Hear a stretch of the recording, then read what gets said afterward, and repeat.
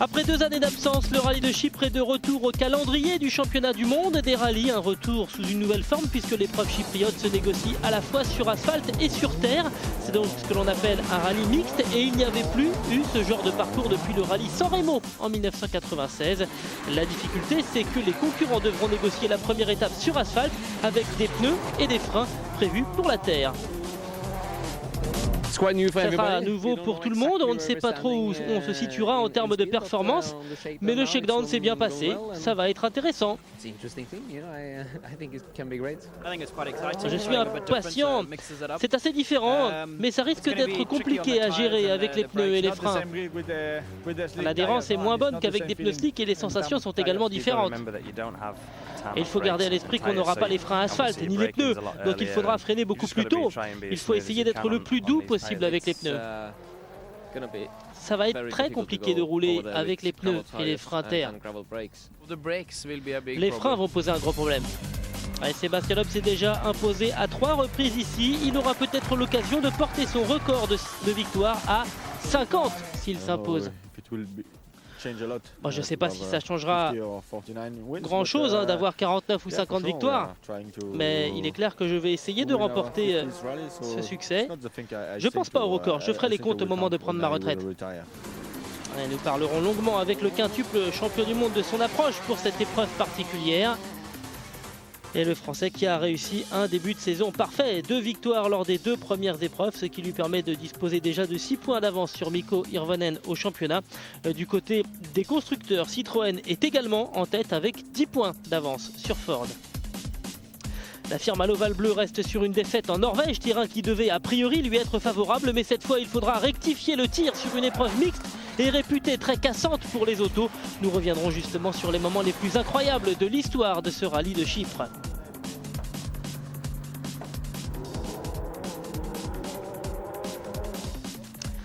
On a beaucoup évoqué la préparation très spécifique des voitures pour faire face à cette épreuve chypriote, mais nous verrons que les équipages doivent également avoir une approche particulière pour ce rallye. Eux aussi doivent être au point pour se sortir d'un des rendez-vous les plus durs physiquement de la saison. Et ça se voit. Un coup d'œil sur le parcours. Le rallye est basé sur la côte sud de Chypre, à Limassol.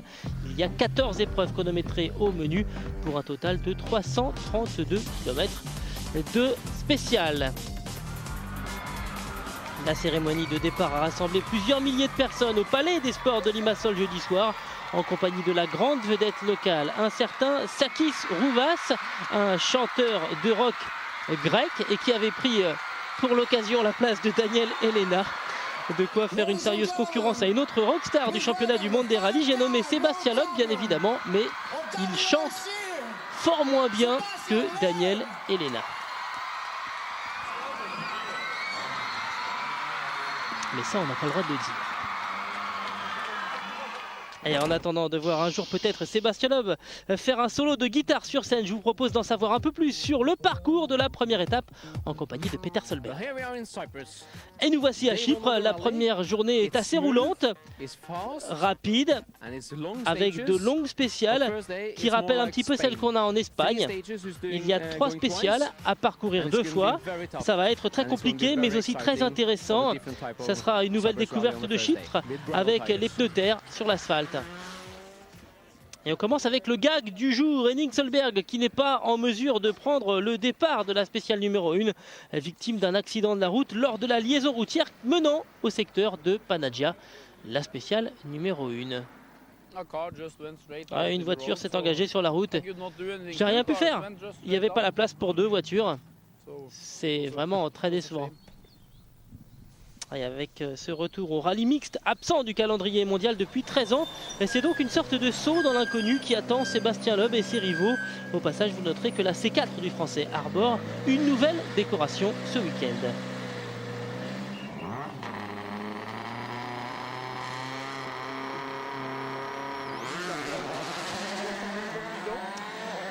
La spéciale numéro 1 fait un peu plus de 30 km et comme le mentionnait Peter Solberg il y a quelques secondes, elle rappelle le parcours du rallye de Catalogne. Et la différence, c'est que les autos évoluent ce week-end avec des pneus, des freins et des suspensions prévues pour la terre. Il va donc falloir s'adapter et visiblement chez Citroën, on a trouvé des solutions intéressantes pour évoluer dans ces conditions assez particulières.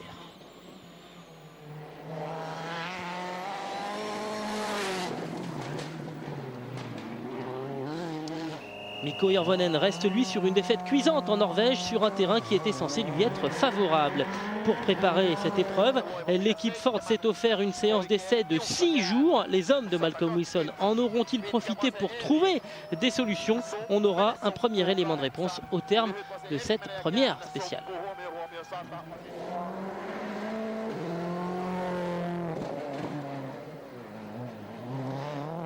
Le parcours mixte à Chypre pourrait permettre à Dani Sordo de jouer un rôle très important ce week-end.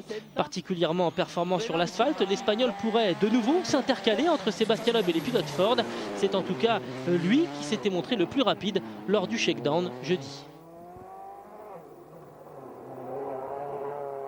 Malgré son jeune âge, Jari-Matti Latvala a déjà négocié près de 70 épreuves en championnat du monde et pourtant il n'a jamais roulé à Chypre. Un manque d'expérience qui pourrait sérieusement compliquer la tâche du Finlandais. Et maintenant que les 4 voitures de pointe se sont élancées, on va pouvoir se faire une idée plus précise du rythme des uns et des autres. Au temps intermédiaire situé après 14 km de spécial, Sébastien Loeb caracole déjà en tête avec plus de 5 secondes d'avance sur le duo Sordo-Hirvonen, quasiment à égalité, avec un léger avantage pour l'Espagnol. Latvala n'est clairement pas dans le bon tempo, avec déjà plus de 12 secondes de perdu sur l'Alsacien. Sébastien Loeb qui s'illustre régulièrement par ses bonnes analyses et par conséquent par ses bons choix de pneus. Pour cette première boucle, le Français s'était lancé avec des pneus déjà rodés à l'avant. Le chrono est bon, 22 minutes, 1 seconde et 3 dixièmes. Voilà de quoi occuper le reste du peloton.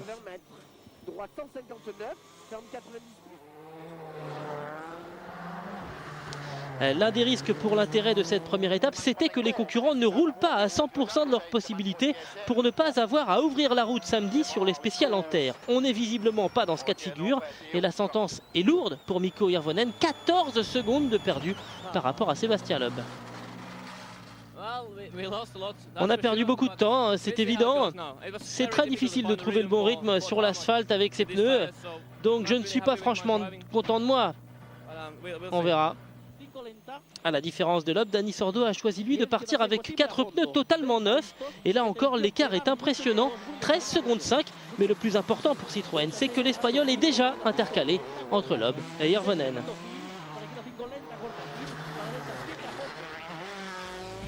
On fait le point sur le classement avec la présence surprenante de Martin Prokop au 7e rang sur une Citroën C2, donc en 2 roues motrices. Ça s'explique par le fait que les concurrents de la catégorie junior ont la possibilité, eux, d'utiliser des pneus asphalte durant la première étape. Vous avez pu vous en apercevoir lors de la première spéciale, les concurrents engagés sur cette épreuve doivent faire face à des conditions assez particulières. Rouler sur des routes bitumées avec des pneus et des freins prévus pour évoluer sur des pistes en terre. Cela oblige les pilotes à revoir leur façon d'aborder le parcours. Sébastien Loeb nous explique quelles sont les véritables difficultés de cet exercice. C'est difficile de savoir exactement s'il faut mettre la voiture en glisse ou non, de trouver exactement le bon point de freinage parce qu'on est obligé de freiner beaucoup plus tôt comparé à un véritable rallye sur asphalte. En fait, il faut trouver de nouvelles limites. L'une des grosses difficultés réside au niveau des freins. Ils sont plus petits que d'habitude car ils sont prévus pour la terre et ils risquent donc de ne pas être suffisants sur le bitume. Le problème, c'est que les freins pour les spéciales en terre sont plus petits que ceux pour l'asphalte. Donc, tant que les freins tiendront, ça ira. Sur l'asphalte, il y a plus d'adhérence que sur la terre. Ça va donc être très dur pour les freins. Et surtout dans la spéciale numéro 3 où il y a beaucoup de portions en descente. On verra, mais franchement, j'espère que les freins résisteront. Les concurrents vont donc devoir modifier leur façon de piloter sous peine de se retrouver rapidement en grande difficulté. Maintenant que tout le monde a fait la première spéciale, tous les pilotes auront pris leur repère avec les freins. Mais quand la voiture commence à glisser, c'est un petit peu plus difficile à rattraper que lorsque l'on est sur la terre.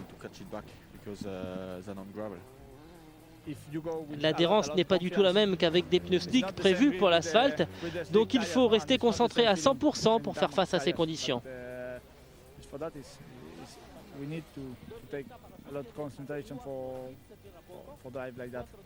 Et Dani Sordo qui est l'un des mieux placés pour connaître les pièges d'une auto chaussée en pneus terre roulant sur le bitume. Il y a 3 ans, le rallye de Chypre s'achevait par une super spéciale dans le centre-ville de Limassol et l'Espagnol avait commis une énorme erreur. C'était en direct d'ailleurs sur Eurosport. C'était l'un des plus gros freinages de la spéciale et Dani a freiné trop tard. Il n'était peut-être pas assez concentré. Il était sur du bitume et il a simplement pensé qu'il pouvait freiner comme sur du bitume. Voilà son erreur, mais une fois qu'on a commencé à rouler dans ces conditions, on prend ses repères et alors ça devient plus naturel. Et ce week-end, le problème sera donc inversé puisqu'après avoir roulé une journée sur l'asphalte, les pilotes devront retrouver leurs repères pour les 2 jours suivants sur la terre. Il faudra se méfier du premier virage samedi matin sur la terre parce qu'il faudra se réadapter à l'adhérence de la terre. Lors des essais, quand je suis repassé du bitume à la terre, je me suis fait surprendre dans le premier virage. Je suis arrivé trop vite, donc ça pourrait être très intéressant à suivre samedi matin. Il y a encore 2 spéciales à négocier pour achever la boucle matinale de vendredi. Information qui peut s'avérer importante, les concurrents ont la possibilité de changer de pneus entre la première spéciale et les 2 suivantes. Sébastien Loeb poursuit son sans faute. Après avoir signé le meilleur temps dans la spéciale numéro 2, le Français inverse ses pneus à l'avant et à l'arrière et poursuit son parcours parfait avec la nouvelle meilleure performance dans le secteur numéro 3. Sans pouvoir faire concurrence à son coéquipier, Dani Sordo augmente tout de même l'allure. L'Espagnol réalise le 2e temps à 2 reprises et conclut la boucle matinale avec un peu plus de 22 secondes de retard sur Sébastien Loeb. L'écart de performance dans ces conditions très particulières entre les Ford et les Citroën se confirme donc dans les spéciales numéro 2 et 3. Mikko Hirvonen n'est absolument pas en confiance et ses chronos ne font que confirmer sa frustration. Le Finlandais achève la matinée à la 3e place du général, mais déjà à 40 secondes de Sébastien Loeb. L'écart est tout simplement déconcertant. Après avoir réalisé le 5e temps dans la spéciale numéro 2, Sébastien Ogier reste 5e du général, mais sous la pression de Peter Solberg. C'est alors que survient un incident rarissime. Le champion du monde junior et son copilote se sont trompés de route lors des reconnaissances. En ce vendredi matin, les 2 hommes suivent le parcours qu'ils ont reconnu et sortent carrément de la spéciale. Il faut un superbe réflexe de Sébastien pour éviter la voiture d'un commissaire, pour comprendre leur erreur. Les conséquences auraient pu être beaucoup plus graves. Et comme on pouvait s'y attendre, Peter Solberg en profite pour s'installer à la 5e position.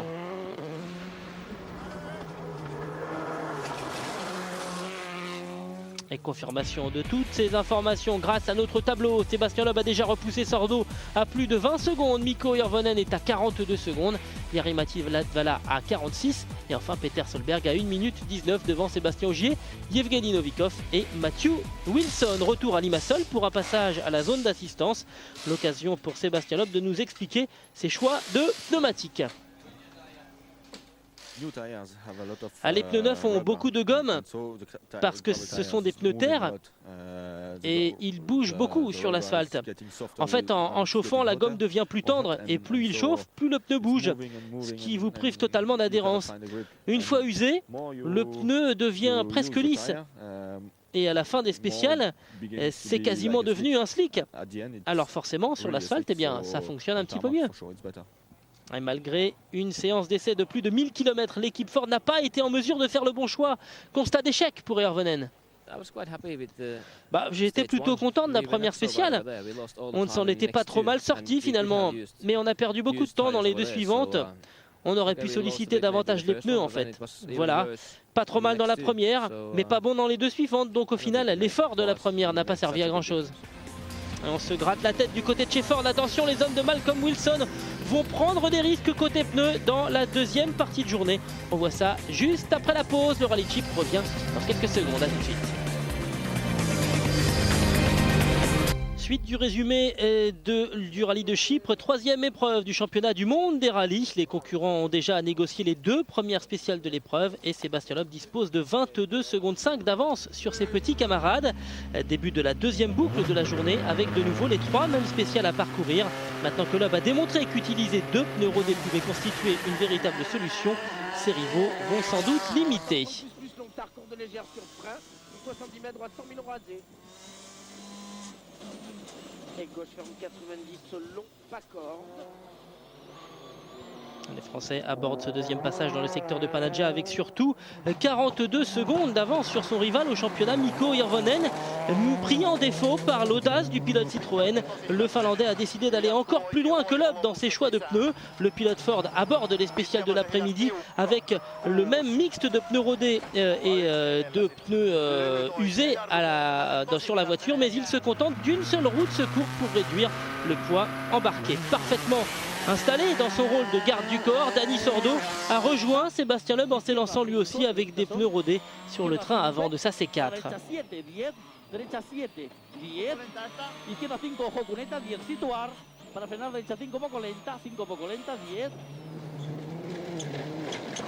Une option qu'a également choisi Jari-Matti Latvala. Malgré son manque d'expérience sur l'épreuve chypriote que l'on évoquait un peu plus tôt, le Finlandais n'est qu'à 12 secondes de son chef de file.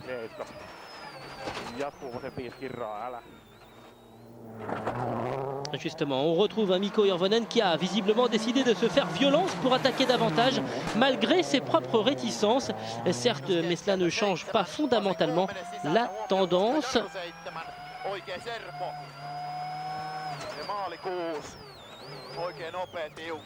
Encore 8 secondes de perdu sur la performance établie par Sébastien Loeb. Et c'est maintenant au tour de Dani Sordo d'approcher du terme de cette spéciale numéro 4. La C4 de l'Espagnol bouge, elle aussi, énormément sur cette thématique.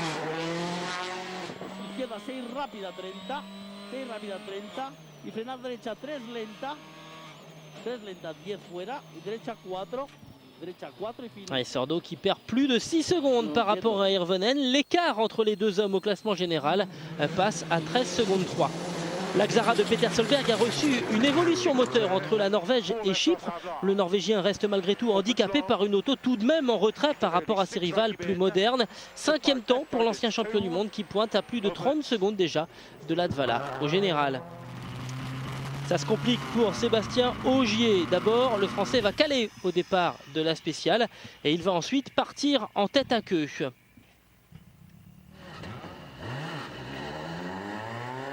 Un bilan, une décevante 9e performance dans ce secteur et une 6e place qui commence à sentir le roussi.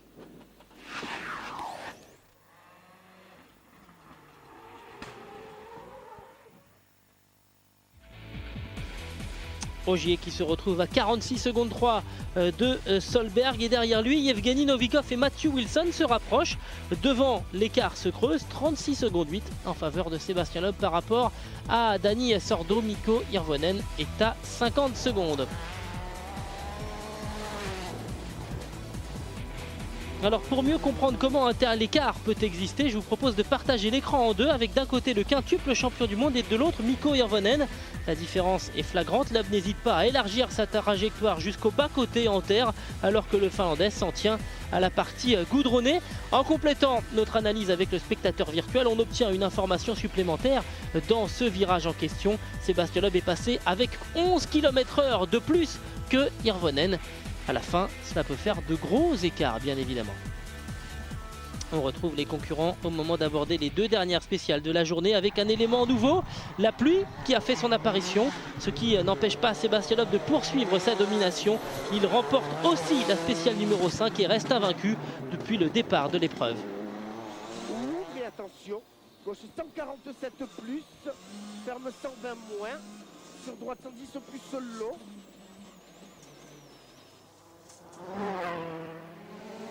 Mais le Français ne fera pas le grand chelem lors de la première étape et c'est même son propre coéquipier qui va l'en empêcher. Dani Sordo remporte la dernière spéciale du jour, 2 secondes de plus rapide que Loeb, mais l'Espagnol reste loin de son leader. Il conclut la journée à près de 42 secondes.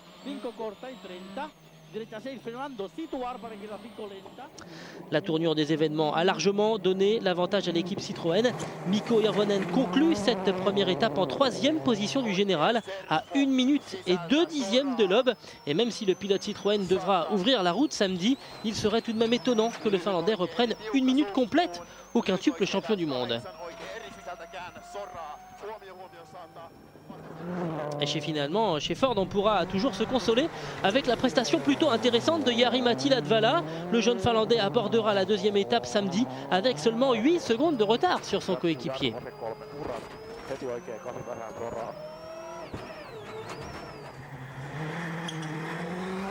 On fait donc le bilan. Loeb, seul au monde avec 41 secondes 8 d'avance sur Sordo, 1 minute sur Hirvonen.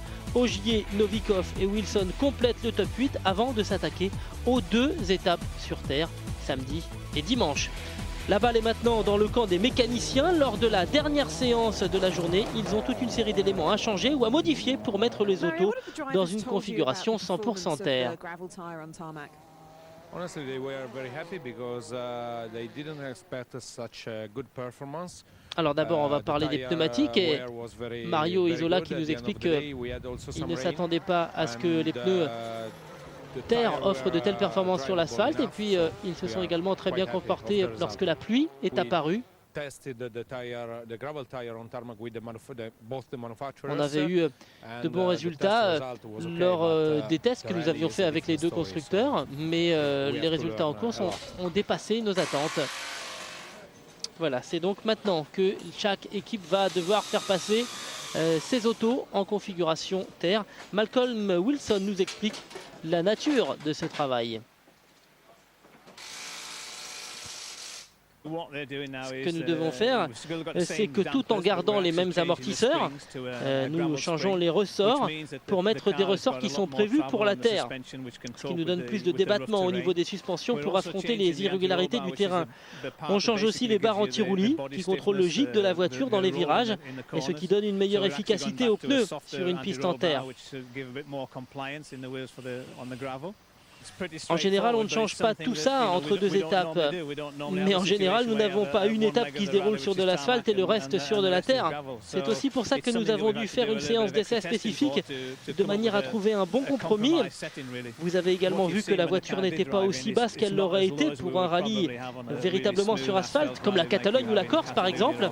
La raison, c'est qu'ici, il y a beaucoup d'endroits où l'on peut couper dans les virages, mais où il y a beaucoup de pierres, donc il faut quand même garder une certaine garde au sol.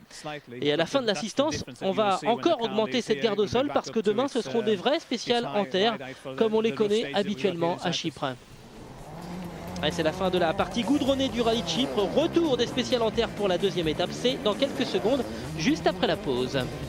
Retour à Chypre pour la suite du résumé consacré à la 3e épreuve du championnat du monde des rallyes. Un rallye qui renoue avec une ancienne pratique, les rallyes mixtes, avec une partie du parcours sur la terre et l'autre sur le bitume.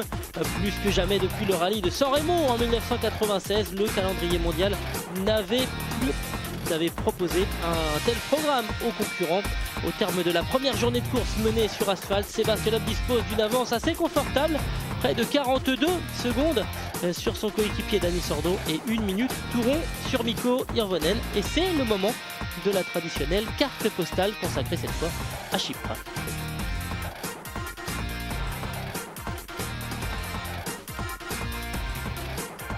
Fini les routes goudronnées, donc direction les spéciales en terre qui ont fait la réputation sulfureuse du rallye de Chypre.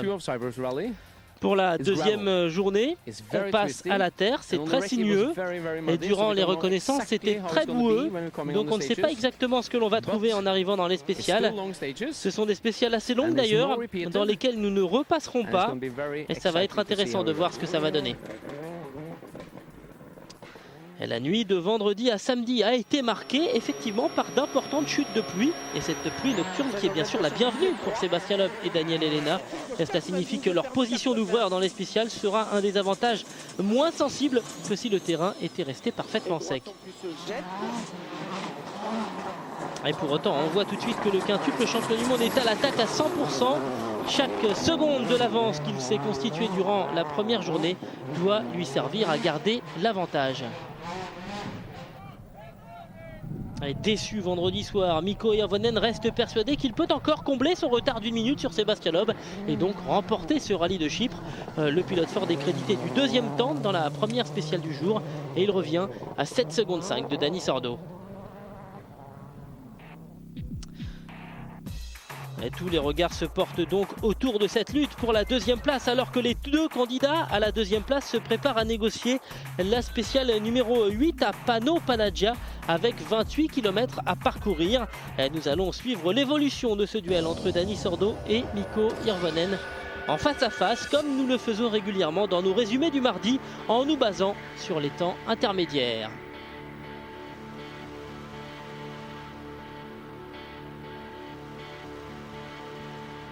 Au départ de cette spéciale, Dani Sordo disposait de 18 secondes d'avance sur Mikko Hirvonen, mais le Finlandais est de retour sur sa surface de prédilection et il a déjà repris plus de 10 secondes à son rival lors du chrono précédent. Dani Sordo est le premier des deux à passer dans les spéciales. L'Espagnol est conscient qu'il va devoir produire un gros effort pour contenir les assauts du pilote Ford. Et 2 minutes plus tard, c'est donc au tour de Mikko Hirvonen de se présenter au départ. Le Finlandais veut prouver qu'il peut revenir sur l'homme de tête et son duel avec Sordo n'est qu'une étape à ses yeux avant la véritable explication qui doit l'opposer à Sébastien Loeb.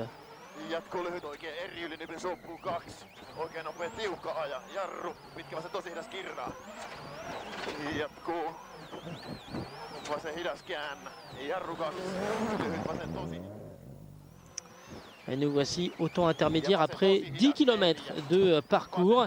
Dani Sordo est déjà passé et Mikko Hirvonen ne va pas tarder.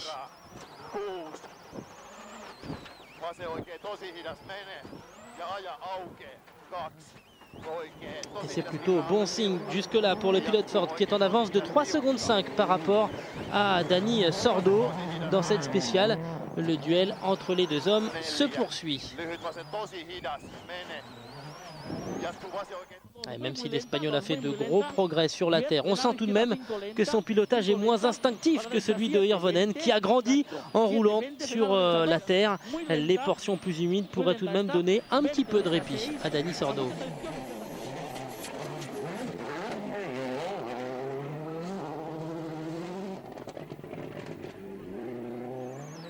Et alors qu'on a passé maintenant la moitié de la spéciale, on va s'apercevoir que Mikko Hirvonen reste le plus rapide. Sur ce deuxième intermédiaire, le Finlandais était 6,4 secondes plus efficace que le pilote Citroën, ce qui signifie qu'il est déjà virtuellement revenu à 1 seconde au classement général. S'il poursuit sur ce rythme, Mikko devrait s'emparer sans problème de la deuxième place.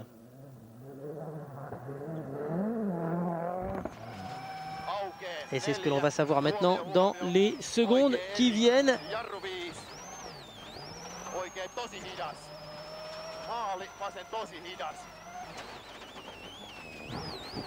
Et oui, c'est fait. Le meilleur temps pour Mikko Hirvonen dans ce secteur. Il est même 15,5 secondes plus rapide que Sordo. Le pilote Ford s'installe au deuxième rang du classement général. Et d'ailleurs, dans l'absolu, Jari-Matti Latvala peut lui aussi tout à fait s'imaginer sur la première marche du podium. Vainqueur du premier chrono négocié samedi matin, Latvala n'a plus que 3,4 secondes de retard sur Sordo.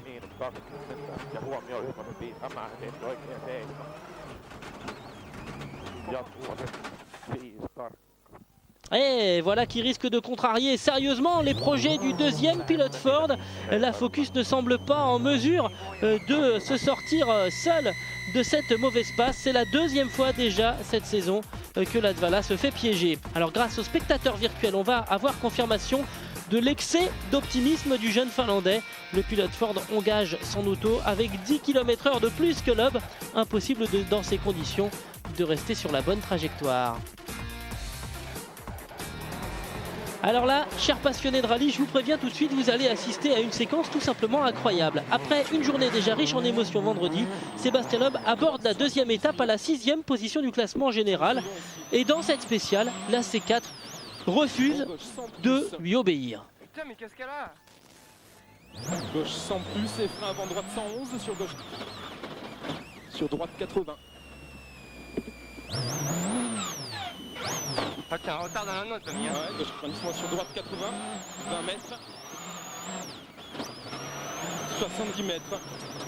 Droite 130 plus. Et cela se conclut par un tonneau. Alors du coup, quand même un petit peu de chance pour Sébastien Ogier et Julien Ingrassia qui vont pouvoir poursuivre leur route, mais on le voit sur cette image, ils ont quand même fait une belle cabriole de tonneau. Mais la C4 est robuste, elle pourra repartir. Le but d'Ogier était de se rapprocher de Peter Solberg, mais le jeune français, au contraire, va perdre du temps sur le norvégien. Peter Solberg qui profite des ennuis de Latvala pour grimper à la 4e position du classement général. On retrouve justement Jari-Matti Latvala.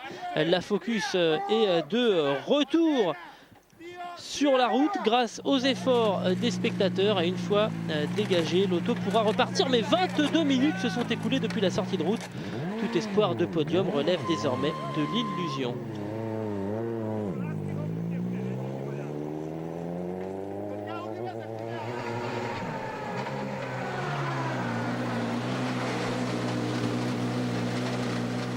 Je n'avais pas les bonnes informations dans mes notes. Pour moi, c'était un gauche suivi d'un droite et je suis arrivé beaucoup trop vite dans le gauche. Et il fallait tourner à droite, sauf qu'il y avait un fossé. J'ai réussi à prendre la bonne direction, mais on est resté bloqué dans le fossé et il n'y avait aucun spectateur. Donc j'ai dû courir sur 1 km pour aller chercher de l'aide, revenir à la voiture et remettre l'auto sur la route. L'humidité importante avait permis jusque-là à Sébastien Loeb de ne perdre que très peu de temps par rapport à ses poursuivants. Mais plus le sol a tendance à sécher, plus la situation du pilote Citroën est difficile à défendre. Et pour vous convaincre que l'Alsacien se bat comme un lion, rien de tel qu'une bonne séance de caméras embarquées. Gauche 20 droite 80 moins, gauche 60 tard. Sur long droite ferme 90 long. Une petite erreur tout de même ici pour Sébastien Loeb. Ce n'est pas une catastrophe, mais cela prouve à quel point le quintuple champion du monde est obligé de tutoyer les limites pour protéger l'avance qu'il s'est bâtie vendredi. Le Français reste en tête, mais derrière le classement a beaucoup changé. Hirvonen pointe maintenant au 2e rang. Il creuse l'écart d'ailleurs sur Dani Sordo. Peter Solberg est maintenant isolé en 4e position devant Matthew Wilson, Yevgeny Novikov, Sébastien Ogier et Konrad Rautenbach. Miko, vous êtes content d'être revenu sur la Terre? Ouais, je préfère largement ça, c'est nettement mieux. Comment c'était ce matin? Des conditions très changeantes, il y avait beaucoup de zones totalement recouvertes de boue, où il n'y avait pas du tout de motricité. Et le reste était très humide. Ça s'est bien passé, même si ces conditions ne sont pas vraiment avantageuses pour nous. Vous envisagez de reprendre la 2e place à Miko cet après-midi? Je vais essayer, pourquoi pas. Mais c'est important également de marquer des points pour Citroën. Il n'y a que 10 secondes entre nous deux, donc pourquoi pas. Je ne vais pas tout risquer, mais on va essayer.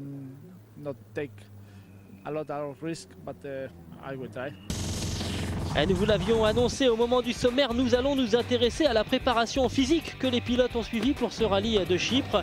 Avec son sprint d'1 km, Jari-Matti Latvala a prouvé qu'il était prêt. Mais même sans avoir à courir dans le sens premier du terme, les équipages doivent être affûtés pour rester performants dans des conditions qui sont souvent très éprouvantes à Chypre. Dans l'équipe, nous travaillons avec Barry Johnson, qui s'occupe beaucoup de Matthew Wilson. C'est un coach physique qui nous prépare des séances de travail physique et qui peut nous apporter pas mal de choses. Il a beaucoup d'idées pour nous faire travailler des points intéressants du point de vue du pilotage. C'est un rallye très difficile qui sollicite beaucoup les avant-bras, les épaules et le cou. Nous avons donc travaillé en priorité ces zones en nous concentrant également sur les vertèbres, sur les côtés de la tête, sur les épaules et les avant-bras, sans oublier le buste, car avec les freinages et les mouvements latéraux, il est soumis à de nombreuses pressions et donc on doit le renforcer.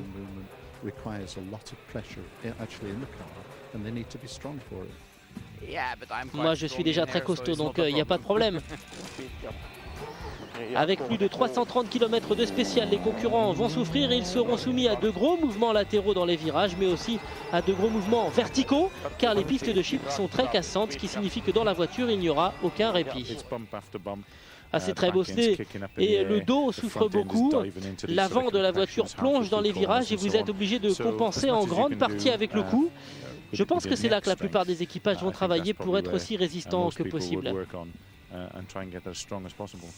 Il y a beaucoup de zones périphériques à prendre en compte.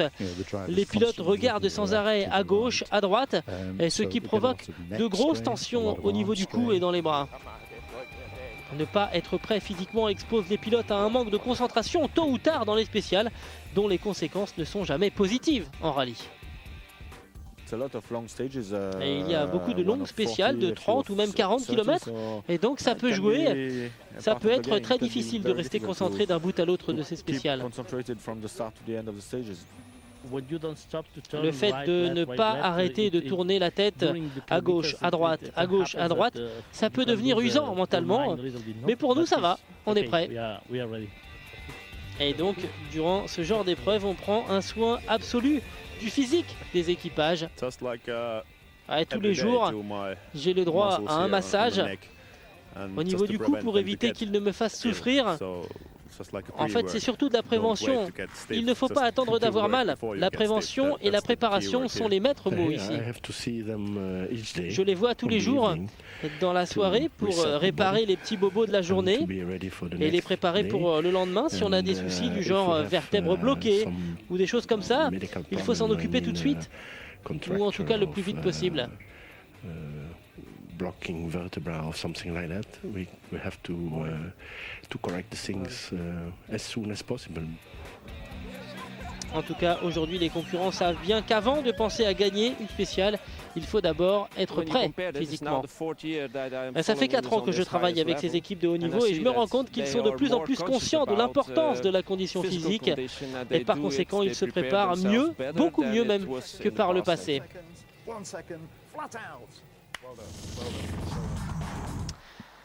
Et nous voici donc au moment du départ de la spéciale numéro 10 à Xiliatos, un secteur long de près de 31 km. Et cette spéciale peut constituer un moment déterminant pour la suite des événements, car si Sébastien Loeb perd une partie importante de sa marge de manœuvre, il ne fera que renforcer la volonté de Hirvonen. Gauche 130 bons des verts, sur droite à fond.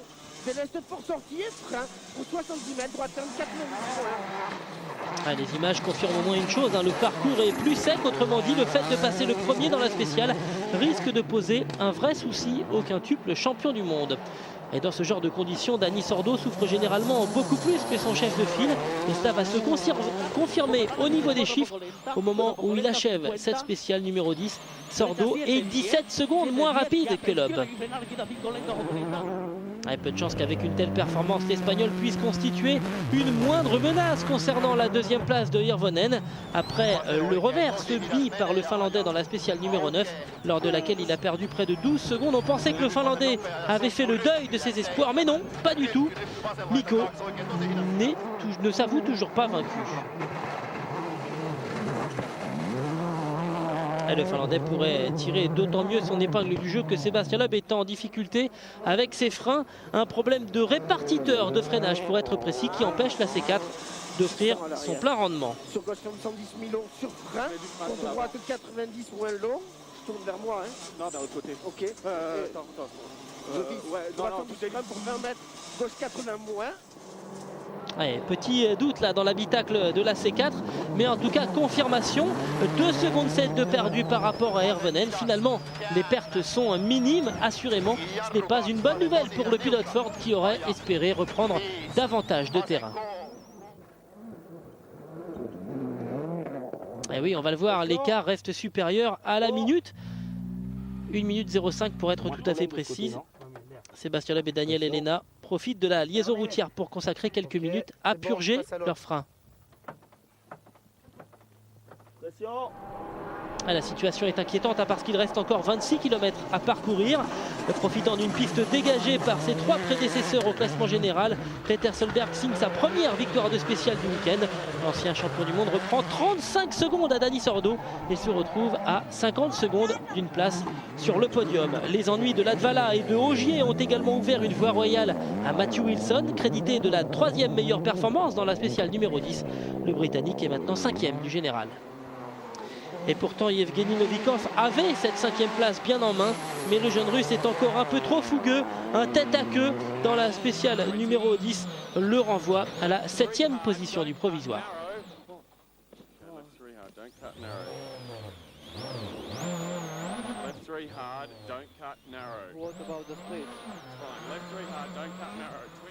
En délicatesse avec les spéciales sur asphalte du premier jour, Konrad Rothenbach retrouve des couleurs sur les pistes en terre de la deuxième étape. Le Zimbabwéen est rentré dans le top 8 en dépit d'un tête-à-queue dans la première spéciale de la journée de samedi. Federico Villagra et Khalid Al-Qassimi se sont affrontés depuis le départ du rallye. À la base, il s'agissait de se disputer la 10e place, mais avec les ennuis de Latvala, c'est désormais la 9e position qui fait office d'enjeu. On pensait que Al-Qassimi, qui connaît déjà ses spéciales, serait légèrement avantagé. Et finalement, le pilote des Émirats Arabes Unis a perdu du terrain face à l'Argentin. L'écart, qui était d'une vingtaine de secondes samedi matin, s'établira au terme de la deuxième journée de course à 28 secondes. Retour avec les gros bras du championnat au moment où il s'apprête à négocier la spéciale numéro 11, le secteur de Kurdali, et les 26 derniers kilomètres de la journée. Ralenti par ses problèmes de frein, Sébastien Loeb et Daniel Elena se sont fixés pour objectif de perdre le moins de temps possible dans ce secteur. Et encore un tête-à-queue, probablement dû à ce problème de frein. Et ce sera le 8e temps pour le Français qui concède 16 secondes par rapport à Hirvonen. L'après-midi a été difficile, c'était deux spéciales très délicates. On a perdu un petit peu de terrain, mais on reste en tête et c'est la chose la plus importante pour le moment. Et ça se resserre quand même, hein. Mikko Hirvonen revient à moins de 50 secondes de Loeb et surtout Peter Solberg, de nouveau le plus rapide dans la spéciale numéro 11, ne pointe qu'à 15 secondes 9 de Sordo. La journée de dimanche s'annonce très intéressante, seulement 3 spéciales à négocier lors de la 3e et dernière étape du rallye de Chypre, mais avec un secteur de plus de 40 km qui peut tout remettre en question. On voit ça après la retour à Chypre où nous allons nous intéresser dans quelques secondes à la 3e et dernière étape du rallye de Chypre. Mais avant cela, je vous propose un retour vers les moments les plus incroyables que nous a offert cette épreuve par le passé. Le rallye de Chypre qui a fait son apparition au calendrier mondial en 2000, édition remportée par Carlos Sainz, mais très vite cette épreuve va devenir l'une des plus redoutées du championnat. Colin McRae s'impose en 2001, l'année suivante l'Écossais s'illustre de nouveau, mais dans un autre style. Leader de l'épreuve au départ de la dernière étape, le champion du monde 1995, Parantono, dans le plus pur style, qui lui a valu le surnom de Macrash, et il finira malgré cela en 6e position. À l'époque où cette épreuve avait lieu durant l'été, la chaleur posait souvent de très gros problèmes. La monture de Peter Solberg en 2001, puis celle de François Duval en furent victimes. C'était en 2005 pour François Duval et on se souvient que cela avait provoqué l'éviction du pilote Citroën et la séparation avec Stéphane Prévost. En 2002 par contre, pas de risque d'incendie dans la spéciale de Foligny. Un violent orage s'abat sur le parcours transformant la piste en bain de boue, mais certains concurrents ne sont pas vraiment branchés cure thermale. C'est la spéciale la plus terrible de toute ma vie. Ici c'est presque sec, mais dans la forêt il pleut des cordes, la route est inondée, il y a de l'eau de partout. Allez, retour en 2009 avec la dernière étape qui nous est décrite par Peter Solberg. Aujourd'hui, c'est la dernière étape du rallye de Chypre. Il y a 3 spéciales, avec sans doute la plus longue spéciale du championnat cette année, 40 km et demi. Pour une dernière journée, c'est assez difficile. Et pour débuter cette étape, les concurrents doivent négocier le secteur de Foligny, avec tout de même 30 km à parcourir. Et le retour du souvenir du bain de boue dont on parlait il y a quelques secondes.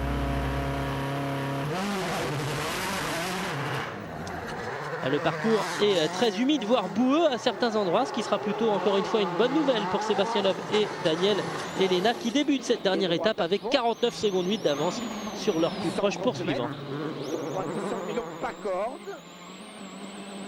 50 mètres.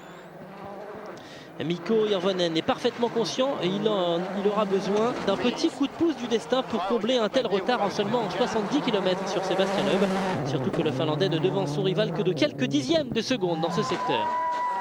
Cela dit, il faut bien reconnaître que la bagarre la plus incertaine en ce dimanche, c'est celle qui oppose Peter Solberg à Dani Sordo. Durant la dernière étape, l'Espagnol a vu son avance fondre jusqu'à 16 secondes seulement. Et pour résister à Peter Solberg lorsqu'il est dans cette forme, eh bien c'est toujours très compliqué. Et le coup de pouce du destin va venir en aide à Sordo, le moteur de l'Axara qui a calé lors d'un freinage. Et il va demander de longues secondes avant de reprendre vie. Voilà qui ne va pas faciliter la tâche de l'ancien champion du monde.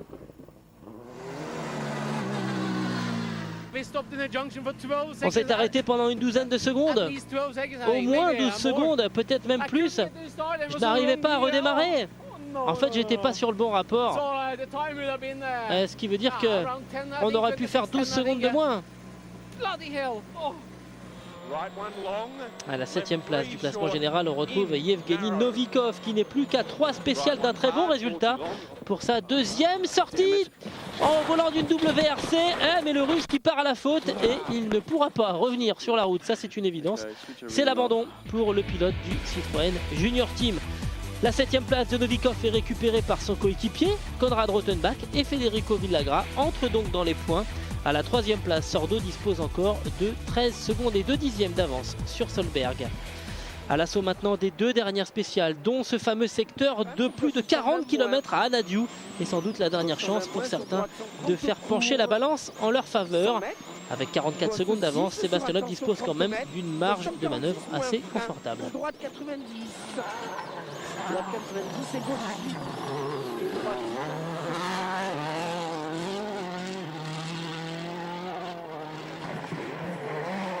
Dani Sordo va-t-il pour de bon tenter de résister à Peter Solberg ou bien va-t-il se ranger du côté de la sagesse en se contentant de la 4e position? L'Espagnol est crédité de la 8e performance dans ce secteur à 54 secondes de Hirvonen. Bref, l'option sagesse semble avoir été privilégiée. Parti dans cette spéciale avec 13 secondes de retard sur Sordo, Peter Solberg donne absolument tout ce qu'il a pour arracher la 3e place à Dani Sordo. Et il va y parvenir. Il est même 40 secondes plus rapide que son rival. L'ancien champion du monde est de retour sur le podium. Et nous sommes maintenant dans le tout dernier chrono et Sébastien Ogier vient tout juste de s'emparer de la 5e place de Matthew Wilson.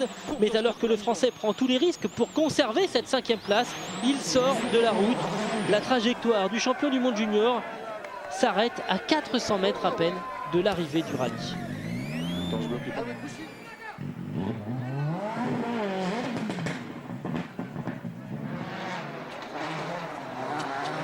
Et une nouvelle fois, Sébastien Loeb a éclaboussé cette épreuve de toute sa classe. Des choix de pneus qui ont rendu fou ses adversaires. Une gestion des moments difficiles parfaite, comme lors de la 2e étape où un souci de répartiteur de frein aurait pu lui faire tout perdre. Et voilà comment Sébastien Loeb et Daniel Elena atteignent le record hallucinant de 50 victoires en championnat du monde. Un chiffre symbolique et qui n'est pourtant qu'une étape.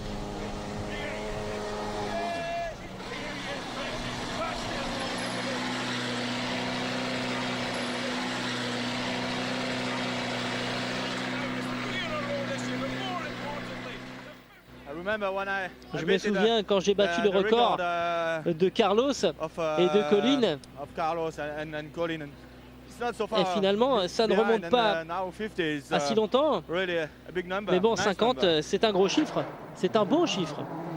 Mikko Hirvonen avait totalement perdu ses repères vendredi, mais depuis que le parcours a repris les pistes en terre, Mikko a aligné des chronos très solides. Comme en Norvège, il n'a pas été en mesure de revenir suffisamment tôt sur Loeb pour véritablement le menacer.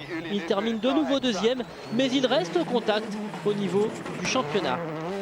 Quelle belle histoire en tout cas que celle écrite par Peter Solberg. Privé de volant par le retrait de l'équipe Subaru, l'ancien champion du monde a réussi à faire en 2 rallyes avec sa propre équipe ce qu'il n'était parvenu à faire qu'une seule fois sur l'ensemble de la saison 2008, monter sur le podium. À l'arrivée, Peter et son fidèle copilote Phil Mills sont littéralement pris à la gorge par l'émotion. 3e place méritée et méritante pour l'équipage champion du monde en 2003. Qu'est-ce que je peux vous dire? J'étais déjà tellement heureux d'avoir remporté une spéciale en Norvège, mais ça, c'est complètement fou. Je suis très heureux. Allez, Loeb, Hirvonen et Solberg sur le podium. Sordo 4e qui précède Matthew Wilson, Konrad Rottenbach, Federico Villagra et Khalid Al-Qassimi. Et Sébastien Loeb finalement s'impose avec 27 secondes 2 d'avance sur Mikko Hirvonen.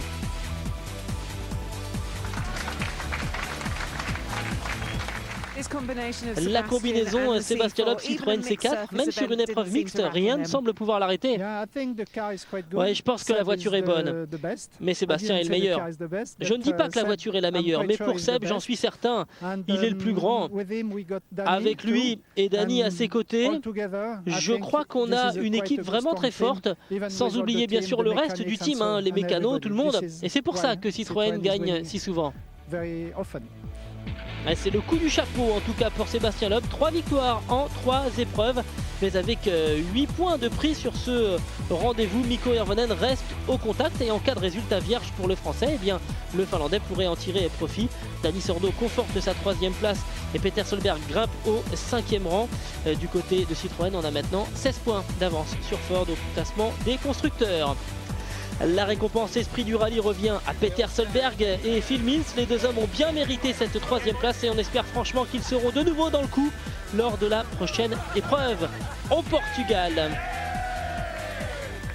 Le Portugal, ça sera d'ailleurs le premier week-end d'avril, dans 3 semaines en fait. On y retrouvera un autre ancien champion du monde, Marcus Grönholm, qui roulera au volant d'une Subaru. Voilà qui pourrait donner une motivation supplémentaire à Peter Solberg. On se quitte avec quelques belles images de ce week-end chypriote et notamment les images de la 50e victoire de Sébastien Loeb et ce podium où avec Loeb, Hirvonen et Solberg on a un total de 70 victoires réunies, quand même c'est pas mal. On se retrouve nous le jeudi 2 avril pour la présentation du rallye du Portugal. Merci d'avoir été avec nous durant tout ce week-end. On se retrouve donc pour le Portugal. Bye bye.